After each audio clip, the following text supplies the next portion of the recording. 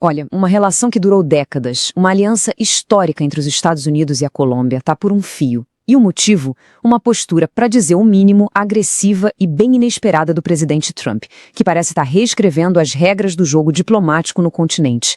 Vamos tentar entender o que está acontecendo. Os Estados Unidos vão fechá-los para ele, e isso não será feito de forma agradável.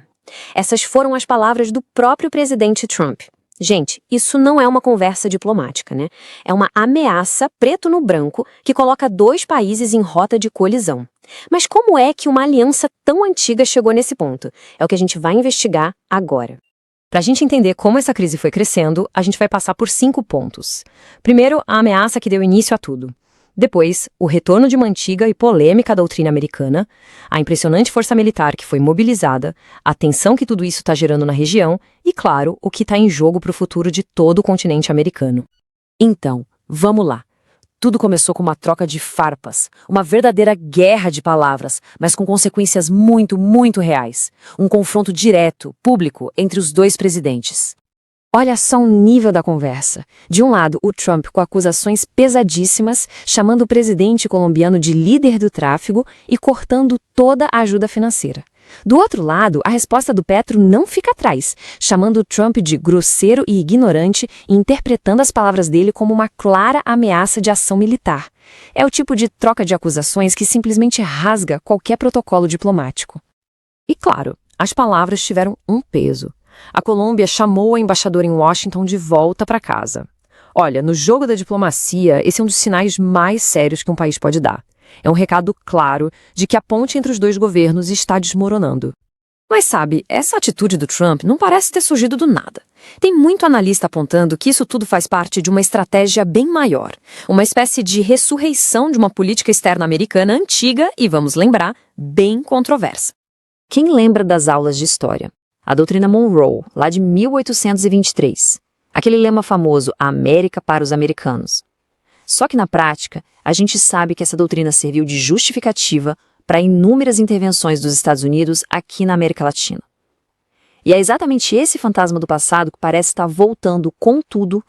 E essa versão 2.0 da doutrina, digamos assim, parece que vem com uma pegada ainda mais direta. O foco agora é menos diplomacia, menos soft power e muito mais força militar. Os alvos declarados são a influência da China, o crime organizado e a migração. Tudo isso sob o argumento de proteger a vizinhança. E não ficou só no discurso, não. Essa nova doutrina já está sendo colocada em prática. E com uma demonstração de força militar que, olha, faz tempo que a gente não via na região do Caribe. E é aqui que a história ganha uma camada de complexidade, quase de ironia. Porque a Colômbia, que hoje está sendo ameaçada, foi por décadas o principal parceiro dos Estados Unidos na região. Recebeu nada menos que 14 bilhões de dólares em ajuda. Uma parceria que, pelo visto, foi jogada pela janela. Dá uma olhada no tamanho do aparato militar. A gente está falando de contratorpedeiros, cruzadores, caças, aviões espiões, drones de ataque. É a maior mobilização militar americana na área desde a invasão do Panamá, lá em 1989. O recado não podia ser mais claro. Só que tem um detalhe aqui que está deixando muito especialista com a pulga atrás da orelha. Todo esse poder de fogo está concentrado no Caribe, mas as principais rotas do tráfico de drogas, que seriam o alvo oficial da operação, ficam no Oceano Pacífico. Então, qual é o objetivo real de tudo isso? Aí vem a justificativa oficial do governo americano, e ela é, no mínimo, chocante. O secretário de Defesa chegou a comparar os cartéis de drogas à Al-Qaeda. Quando se faz isso, se eleva o status deles para a organização terrorista, e isso, na prática, é quase como dar uma carta branca para o uso da força letal. Bom, era de se esperar, né? Uma ação militar desse tamanho ia gerar reação. E a tensão começou a se espalhar, a transbordar por todo o continente, com consequências bem perigosas. E as consequências, infelizmente, já apareceram e são bem trágicas. 7 embarcações afundadas, 32 mortos. Países como a Colômbia e Trinidad e Tobago já estão reportando a morte de seus cidadãos em operações americanas. O próprio presidente Petro acusa os Estados Unidos de terem matado um pescador colombiano que não tinha nada a ver com o crime. E aí entrou em cena outra voz de peso na região, o presidente Lula do Brasil. Ele mandou um recado bem direto, um alerta sobre os perigos de intervenções estrangeiras. É basicamente um aviso de que o continente está observando e que a paciência tem limite. E tudo isso nos leva ao X da questão, ao ponto central de toda essa crise.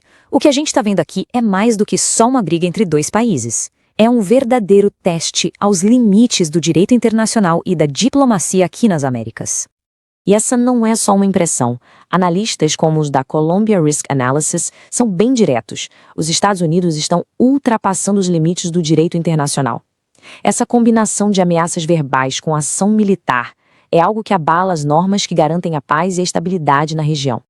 No final das contas, a pergunta que fica no ar e que é muito séria é: qual é a linha que separa uma guerra às drogas de uma intervenção militar? E mais importante ainda, quem tem o direito de traçar essa linha? Uma pergunta que, infelizmente, parece que nunca sai de pauta aqui nas Américas.